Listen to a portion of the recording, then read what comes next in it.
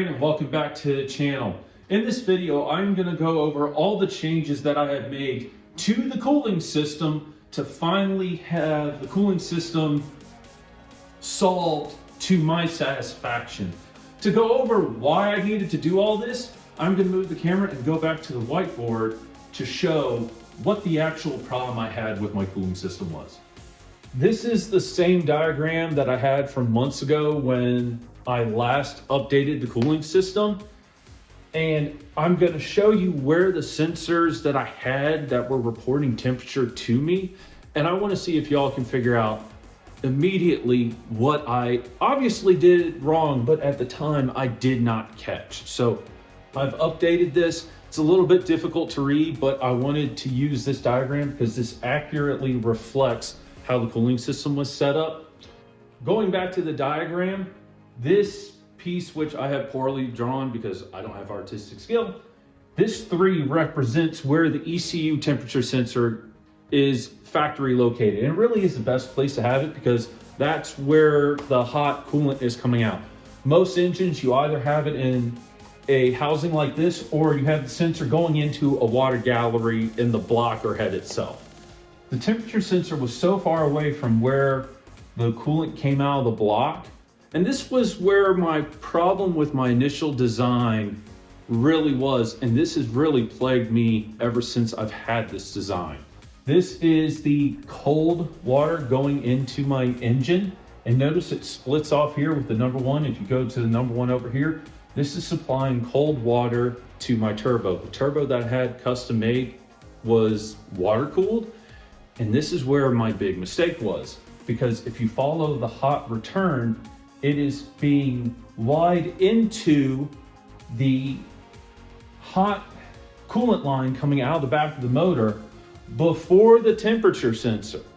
So I'm artificially increasing the temperature of the coolant going to my radiator. So I'm basing the temperature of how hot my engine is running not necessarily on the coolant coming out of the engine, but on the coolant coming out of the turbo. Because one of the things I noticed was the only time this engine seemed to cool itself at all was at idle.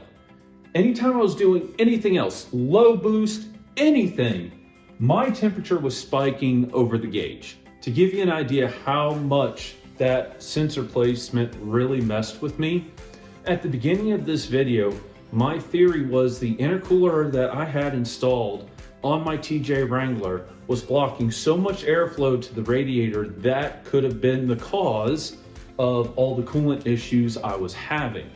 So one of the things I actually did was remove the intercooler off my TJ Wrangler. I straight piped the turbo to the intake, knowing I had to really watch my EGTs because I knew my temperatures were going to get really hot. And I went for a drive very carefully watching EGTs, and not only did it not improve temperatures, it actually made temperatures much worse. But it also showed me that my intercooler actually does a lot, which was great data to have. But after coming back and having to reinstall that intercooler, I was really wondering what was causing this. So that's when I decided to start taking all of this apart. And it's when I was disassembling it that I realized, wait a second, I am supplying hot coolant from the turbo, and that is what the temperature sensor is now seeing. And that's when I realized the mistake I had made. From there, I went about redesigning the entire cooling system again. So I'm gonna update this board to show what my cooling system is now set up like.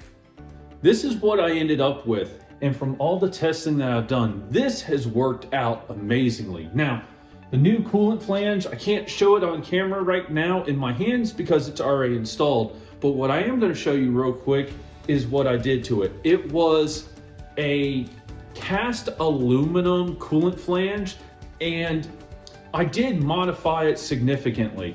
It was similar to this part here, but it had two of these outlets on the bottom, and instead of the coolant temperature sensor coming out here, there was one right here and one later on this outlet going to the radiator.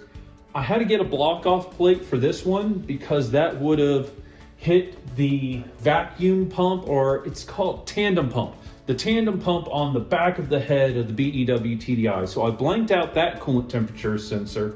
I installed the ECU coolant temperature sensor here. But what I ended up doing was cutting off the two outlets on the bottom of the housing. I plugged one with an MPT plug, and on the other one, I installed the temperature gauge sensor there. So now my coolant temperature sensors are both located at the back of my engine where the water is immediately coming out of the engine block. So that is the most accurate reading I can get.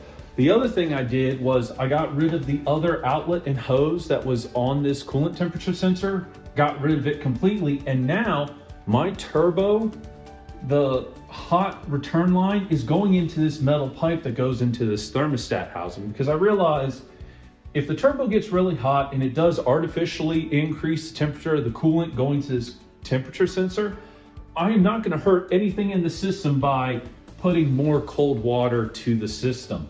I still have heat, my heat works great, everything flows real well. And now the hottest I have seen this entire setup is about 205 degrees when I'm really pushing it. But realistically, I hover around 200 to below 200 degrees, which is great because that really does mean that my intercooler is not affecting flow to the radiator to cool off anything. So with that said, I'm now gonna let y'all just watch some footage of me driving and testing the new setup. Quick update, I've been driving around town, which is all below 50 miles per hour, and this thing has been holding steady at 180 degrees. Now, I do not have the cooling fan hooked up at all right now, though I have a way of grounding out the fan, so if I need to, I can pop open the hood, get the electric fan on, and then I'm cooling. It is about 60 degrees today. It's about 58, 59 degrees Fahrenheit right now. My EGTs have been holding around 600 degrees, and my coolant's been spot on 180 degrees. Now, I have gotten on it a little bit, and I finally saw it get a little hotter, and then it dropped real fast. So I actually saw what I think is the thermostat opening. So I actually need to pull over here sometime soon and check the water level, because usually once the thermostat opens the first time, I need to add more coolant. So I'm gonna find a safe spot to do that, and I'll report back in a little while. Another quick update. So I was correct. The coolant was low because the thermostat finally opened. And before I could find a spot to pull down, it did creep up to about 190, but it hit 190 and then stopped. I'm now at about 185, which is more than acceptable. I'm trying to get this bug out of my Jeep. But I've just switched the tune on my transmission, and now I'm in manual mode and torque converter lockup. I want to see how that does for a while. Pushing 200. Now it's kind of holding at 200. I can live with 200. Before this would flash well over 210, and I don't like that. I can live with 200. I think we just got out of an air bubble, because now we're at like 195 and holding. I can live with that. Anyway, I'm going to keep driving around, and I'll report back again later. All right, everyone. I have been driving for quite a while now in manual mode with torque lockup. And temperatures kind of seem to go between 190 and 197, which is perfect by me. And again, I have no cooling fan right now. It's not the hottest day, but it's also not the coolest day. And I have full faith that this will keep itself in a good temperature range. Sorry, need to shift. And like I said, I can turn on the fan, especially at higher speed. I notice it gets a little warmer at lower speed when there's less air going through the radiator. But anything over 45, and this thing keeps itself cool. So, like right now, we're cruising. It's 191 degrees Fahrenheit, and that is just all day, every day. Don't care. I can run that. So, I would call this a resounding success.